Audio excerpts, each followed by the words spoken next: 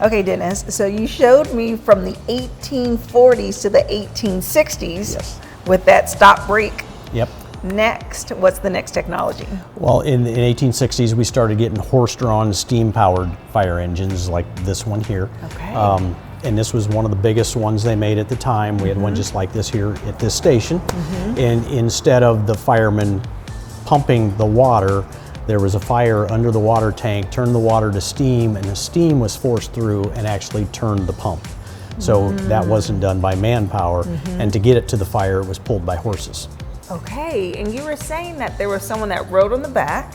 Yes. And someone that drove it. Yep. Right? And Yep. so through this new technology, were they able to have more hoses connected, or is it just still that one hose coming out of the truck? They could hook more hoses to the steamers, and then there would be a second wagon that carried all the hose and the firefighters to the fire. So you would have a wagon and the steamer responding together to a fire. Yes, and it's interesting that the chief goes separately to the fire, and you were saying that they were also pulled by a horse as well. Yes, they had their own horse-drawn buggies that took them to the fire.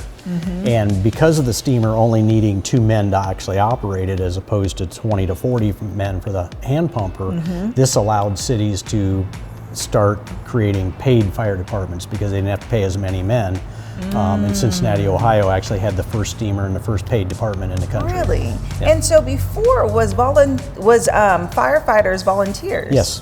Okay. Yes, all volunteers. So that's how it started. And what's interesting is the progression of danger that I feel that firefighters are put in, because before, when you were saying about the pump, they were really putting out the fire from a distance. Yes. Right? So they could wear uniforms but not protection gear. Yeah. And so when did the entry point start? Like, when did firefighters have to start really risking their lives? More into the 20th century, probably the 1930s, they were actually making entry. Not quite like we do today. Yeah. The air packs that helped them breathe didn't come around until the mid-1960s. Okay. So that's when it really came into effect with the air packs and the better fire gear that we were wearing. Okay, and speaking of transitioning into the 1900s, this truck right here is one that was from 1927? Yes. Here in Fort Wayne, we started transitioning to motorized equipment in 1912, and it took until 1920 to completely fill out the fleet. The last horse-drawn run was in 1920. Wow. And then ever since then, we had motorized. And again, the motorized not only replaced the steam and the horses, but also the hose wagons, because now it's an all-in-one vehicle. The hose wagon was on the back. Wow. And so how did the firefighters get there? Were they riding along the side? There would probably be back. 4 of them standing on the back bumper, and then the driver and the officer were in the front. And I see now there are ladders attached to this. There's more pumps and more equipment now. I see axes. the axes. Yep. Wow. That really is the progression. Okay, so this is technically one of the first type of motor vehicles? Yes. Yeah, very early motorized vehicle, yeah. Okay. What's next? What's next? Okay.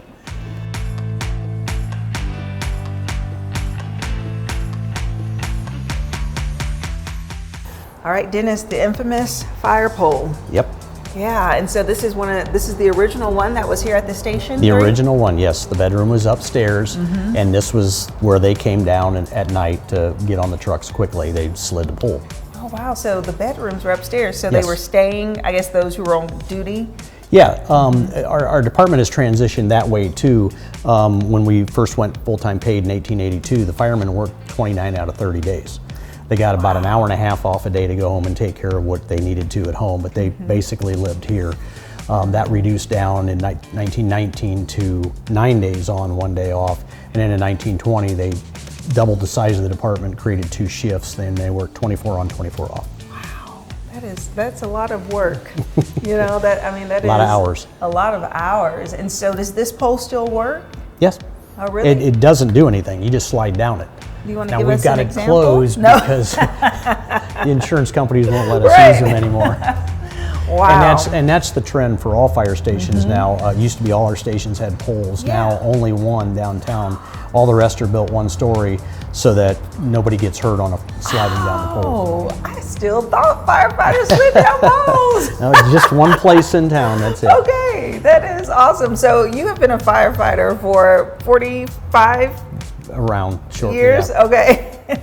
And so I'm sure you have experience doing yes, that. yes. Is it super scary? What is that experience No, it's like? not. It's actually fun. It's fun? I mean, it's, you at the top, you don't realize you're dropping that far and you just grab it and slide Just down. grab it and slide. Okay. Any injuries? I've never had Okay. any, but there have been There have injuries, been. which is why they're starting to get rid of the fire yeah, poles. yeah. Especially if you're just waking up a little disoriented, running and jumping. All right, let's keep looking. Okay.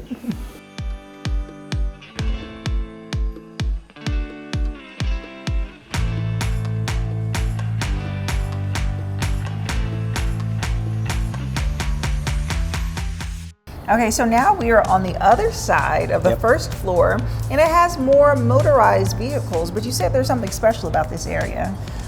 Yeah, all the 3 trucks that are over here are unique to Fort Wayne because they were actually built by our shop mechanics.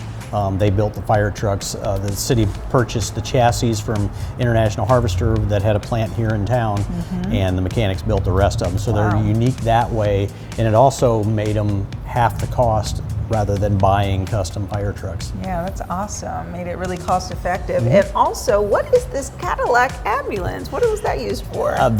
What it was used for was an ambulance, Yeah. and that's a 1953 Cadillac. Was used in Wayne Township, which is the township out by the International Airport, and that was back before modern EMS even existed.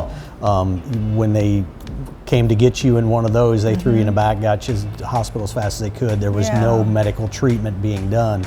Modern day EMS didn't really come to the forefront until 1973, 1976, and that's when the EMTs and paramedics began. Yeah, I think it's so fascinating. We walk over here. I think it's so fascinating that this is how they were kind of transported. So, because it really doesn't make a whole lot of room, I guess, for a doctor and medical staff. Yeah, to no, ride there's in no it. room in the back. Yeah. You could have had one person back there, a family member or a firefighter, but they couldn't do anything. Yeah. In fact, when modern day EMS started, the first paramedic group that tested that the pattern was used to make all future, which was in Pittsburgh, Pennsylvania, the doctor who started that redesigned the ambulances, and that's what they use today, that design, as opposed to this old design. Right, because you're saying this was just for transport. Yes. They couldn't do anything anyway. Yes, Oh. yeah. And then one thing I love with this truck, you said that it's used for transportation for funerals if a firefighter was to pass away in the city. Yes, a retired firefighter or an active who dies off duty. A line of duty death would be on their regular vehicle, but for retirees, when they pass, they can choose to have this take them to the cemetery, and we call it our last ride because it would be their last ride. And then you have a... We put their names in the back, everybody we take away, yes. Yeah, that's a nice way to memorialize them.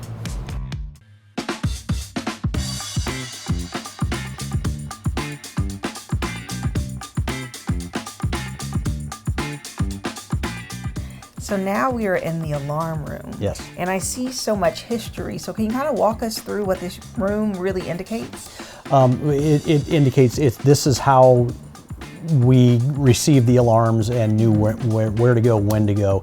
And it originally started out with the street corner boxes, which were invented in 1852, so they've been around for a long time also. They're actually patterned after the telegraph system. Okay. A doctor in Boston saw the telegraph and thought we could do something to alert the fire department, and him, an electrical engineer, came up with these boxes. Okay, and so these set at each corner of the street? Most street corners had a box. And so people would come up and they would pull this down after, if they had a fire, of course, and then they would pull down this, Yes, correct? you can push it down. Okay. It's not going to do anything. Okay, just like that. I'm like, oh no. And then they would have to stay here and wait because the firemen were going to come to the box, not to, if you ran back to your house, they wouldn't know where the fire was. Wow, So somebody yeah. had to stay here. Okay, yes, and then we so what is this process like? Well, when you pulled that lever, it actually would get this turning. and there's a bar and a wheel with teeth on it in there. And every time that bar moves, it would ring the gong in the station, and you can see there's 1, 2, 3 two teeth, and that's the number of the box. So you go ahead and pull it. So when you trip it, every time you see that bar move is when the bell in the station would ring. So you'd have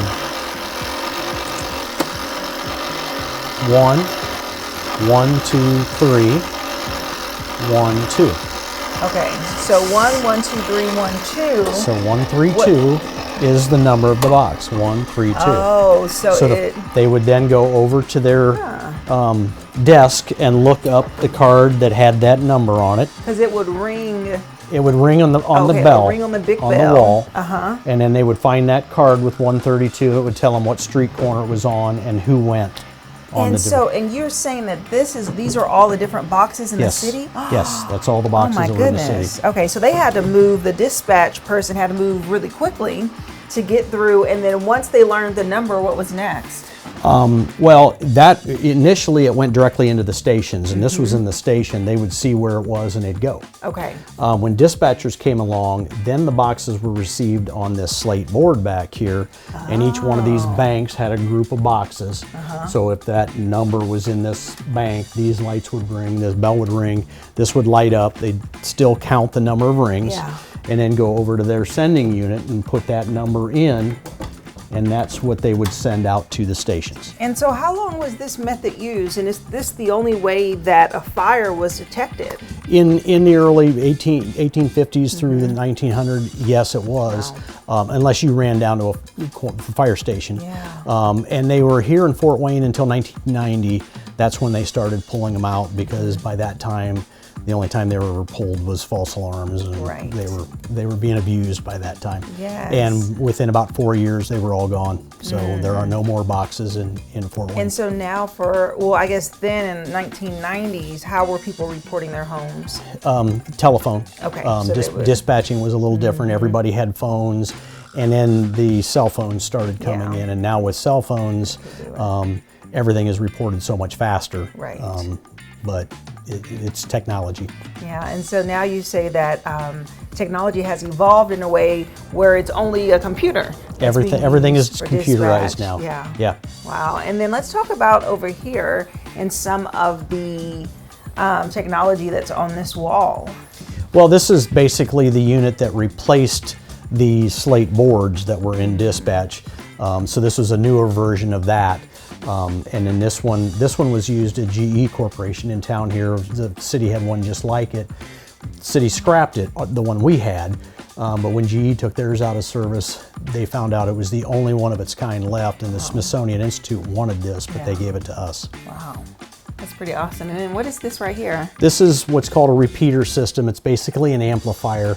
As the city grew and the boxes were out farther, the signal would come into this and then be boosted up to go out to the stations. Oh, wow. Wow, wow. And then over here, these are batteries. It's all part of the same, same thing, yes.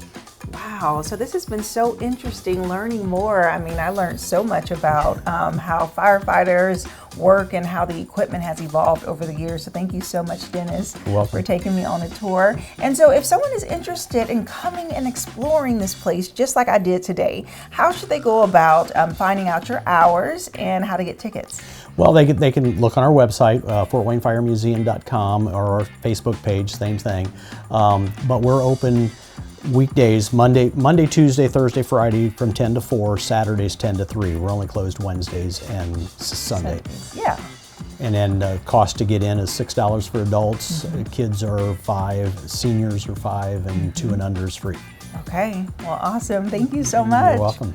This experience was so cool, so I highly recommend coming out and exploring this history right here in the city. If you want more information about the Fort Wayne Firefighters Museum, we'll have their website listed below, and we'll be right back.